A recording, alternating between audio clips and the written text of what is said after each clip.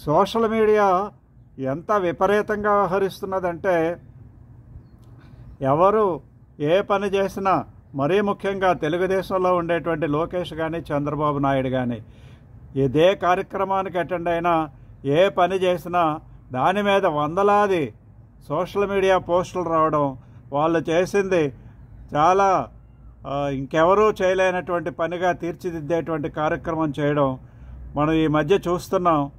Lokesh నేపాల్కు flight పంపించాడని, అక్కడి నుంచి అతను లేకపోతే మేము బ్రతికి రాలేమని ఈ పోస్టులు పెట్టించడం, అతడు ఈ మధ్య ఢిల్లీ వెళ్తున్నప్పుడు ప్రతిదానికి ప్రత్యేకంగా ఒక పోస్టు పెట్టించుకోవడం, ప్రధానమంత్రితో వ్యవహరించినటువంటి తీరు, అతడు దాని మీద ఏదో విపరీతమైనటువంటి అర్థాలు ధ్వనించేటట్టుగా పోస్టులు పెట్టించడం, అతడు వెళ్తున్నటువంటి పనులేంటి, ఏ కార్యక్రమాలు అతను వెళ్తున్నాడు, జగన్మోహన్ రెడ్డికి వ్యతిరేక కార్యక్రమాలు నిర్వహించడానికి వెళ్తున్నాడా, రాష్ట్ర శ్రేయస్సు కోరి ఫండ్స్ కోసం వెళ్తున్నాడా అనేటువంటిది ఆలోచించకుండా ప్రతి విషయాన్ని కూడా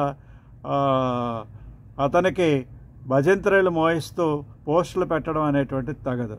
ఒక విచిత్రమైనటువంటి పోస్ట్ ఈ మధ్య చూశాను.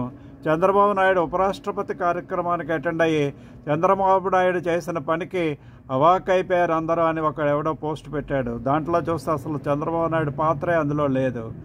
ఈ విధమైనటువంటి పోస్టుల ద్వారా మీరు బూస్ట్ చేయాలనుకుంటే అది రివర్స్ అవుతుంది అనేటువంటి విషయాన్ని గుర్తుపెట్టుకొని ఆంధ్ర రాష్ట్ర కీర్తిని ఇనుమడింప చేసేటువంటి పనులు చేస్తేనే మీరు ఆ విధంగా పోస్టులు పెట్టండి.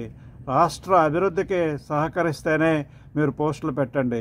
వాళ్ళు చేసేటువంటి ప్రతి కార్యక్రమానికి పర్సనాలిటీ పెరగడం కోసం వాళ్ళ వెనక మీరు భజంత్రీలు మోయిస్తూ ఇటువంటి పోస్టులు పెట్టొద్దు. జై హింద్, జై భారత్.